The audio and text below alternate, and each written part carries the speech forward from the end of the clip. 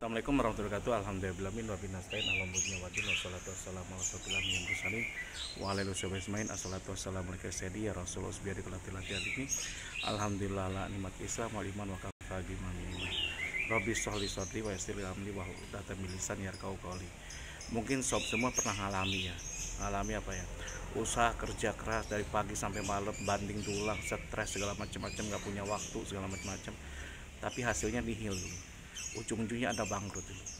Jadi kalau Anda sebagai pengusaha pasti ngalami itu, yang pernah ngalami itu sama dengan saya. Dan saya itu nggak sadar-sadar, saya udah berapa kali jatuh bangun dulu. Ternyata satu yang masalahnya. Ternyata apa? Saya berkali-kali jatuh bangun lagi, sibuk banget luar biasa. Omset gila-gilaan, omset yang gede gitu. Sekali kontrak bisa kena dapat 1 juta US dollar gitu. Zaman dulu loh, sering saya dapat seperti itu. Karena saya dulu fabrikasi panel, saya distributor alat listrik, Marine Garin, Schneider Electric, Regran segala macam-macam. Saya salah satu terbesar panel maker terbesar di Indonesia bagian timur, di Bali ke timur. Ya itu dia, zaman dulu saya terbesar.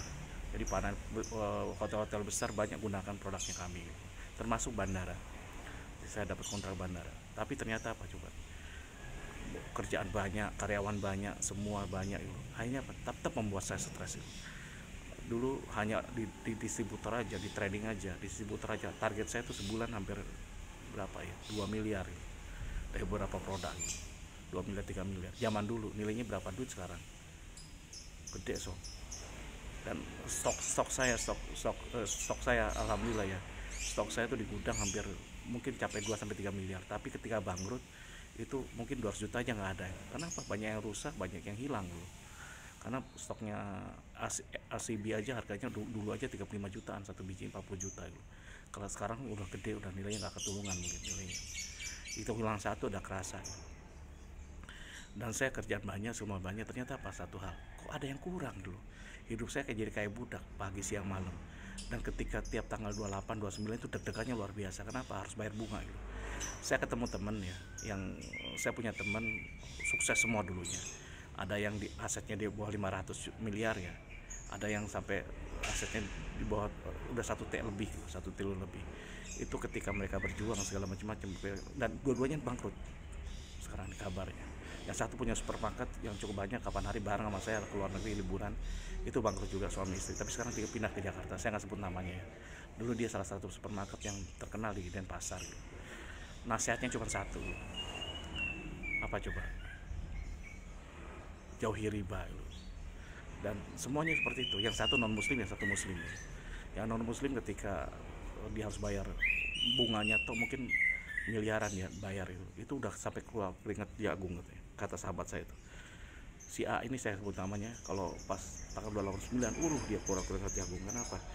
Ya itu tadi, akal-akalannya gimana? Dengan cara minjem lagi gitu, akhirnya gede-gede, akhirnya nilai pinjamannya dari tadinya cuman puluhan miliar menjadi ratusan miliar, habis ratusan miliar naik sampai triliunan gitu.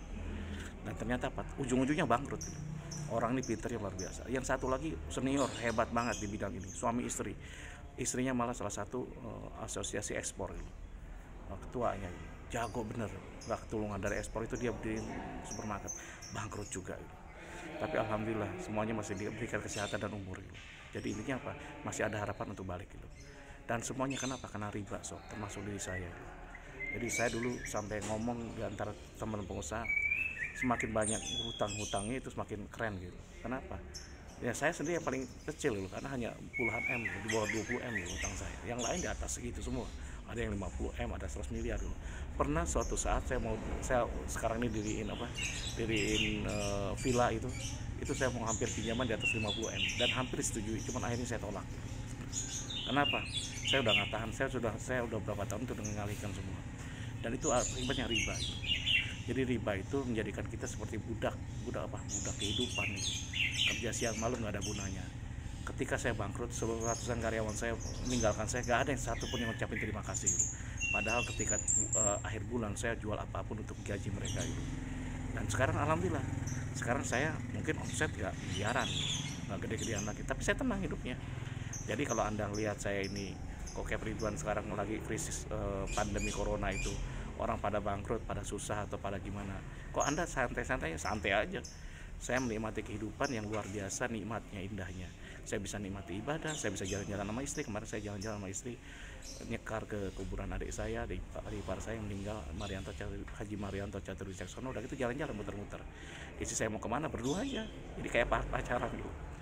Dan alhamdulillah istri saya juga nyiapin pakaian saya untuk sholat, dan karena saya ingin ngadep Allah dengan baik gitu. Dan sekarang ini dari jam 2 pagi saya tidur ini, bangun, mandi, sampai sekarang ini udah siang ini. Saya pulang terakhir duha dulu, ya udah selesai, baru balik jam 7-an balik. Enak kan? Enak. Dan saya ngantar suka-suka saya di rumah ada kantor, di mana ada kantor, semua kantor saya ngantar jalan-jalan. Apa anda nggak menginginkan kehidupan seperti itu? Tidak semua orang memang, cuman beberapa orang udah bisa, dan saya bisa melakukan itu. Dan saya sudah nggak ngantor tuh udah lama sob, udah 5-10 tahunan, mungkin 5 tahunan lebih. Jadi saya nggak ngantor lagi, jadi saya jalan, biarkan bahwa dunia itu ngikutin saya. Ngapain saya harus ngikutin dunia ini ya? Toh sama aja hasilnya. Saya lihat ya, orang kerja keras, habis banting tulang, habis-habisan, hitungannya sampai rupiah-rupiahan, 1-2 rupiah untungnya, ternyata mati juga itu. Saya ada punya sahabat kapan hari main di Garmen gitu. Kata dia, Wan, tau nggak keuntungan saya tuh dari dia hanya setting aja itu, dia harus datang ke luar negeri itu, harus survei kemana belinya, harus dilihat berapa. Itu berpengaruh banget ke produksi, itu berpengaruh banget dengan profit itu. Saking tipisnya keuntungannya. Tapi ternyata apa coba? Ternyata ya itu juga sibuk, nggak bisa, malah sampai nggak nikah itu. Kasihan kan gitu. Kehidupan hanya digadaikan untuk dunia doang. Ujung-ujungnya udah tua mati aja gitu. Jadi orang kaya mati, orang sukses mati, orang siapa mati. Jadi mudah-mudahan Anda bisa pembelajaran ini bagi Anda semua. Demikian dari saya, kalau salah banyak salahnya, kalau kurang banyak kurangnya. Wabillahi taufiq walhidayah. Wassalamualaikum warahmatullahi wabarakatuh.